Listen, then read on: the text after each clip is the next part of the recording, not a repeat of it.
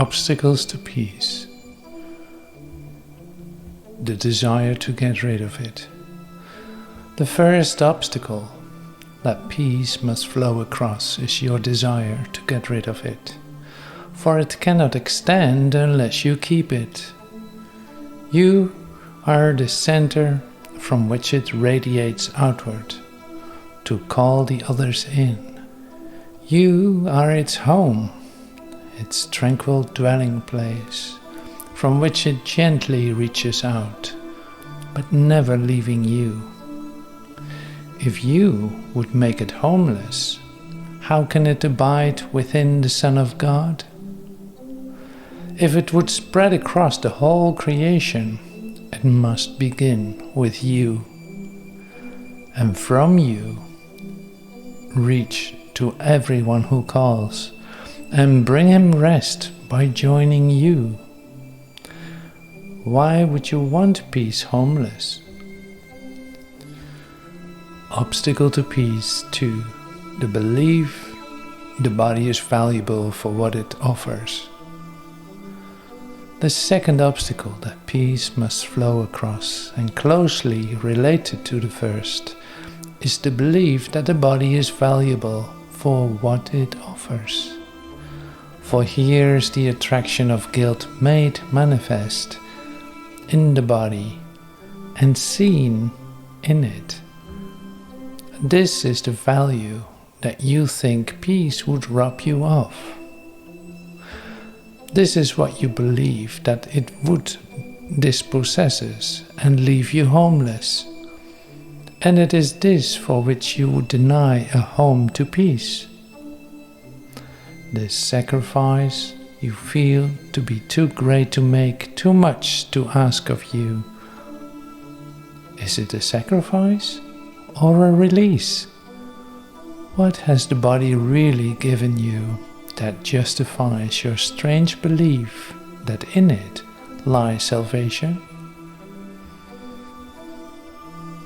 Obstacle to peace 3. The attraction of death. To you, into whose special relationship the Holy Spirit entered, it is given to release and be released from the dedication to death. For it was offered you and you accepted.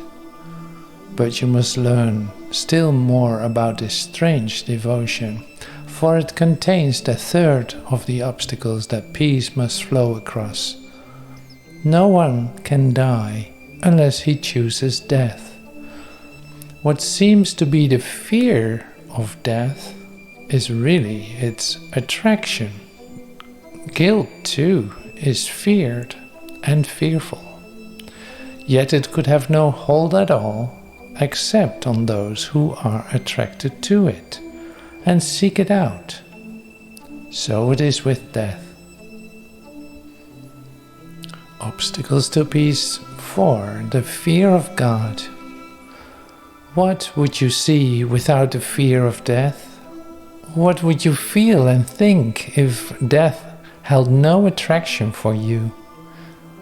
Very simply, you would remember your Father, the creator of life, the source of everything that lives, the Father of the universe, and of universes, and of everything that lies even beyond them, would you remember?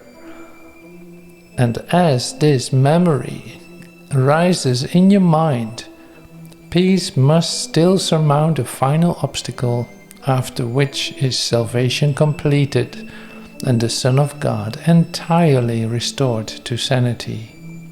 For here your world does end.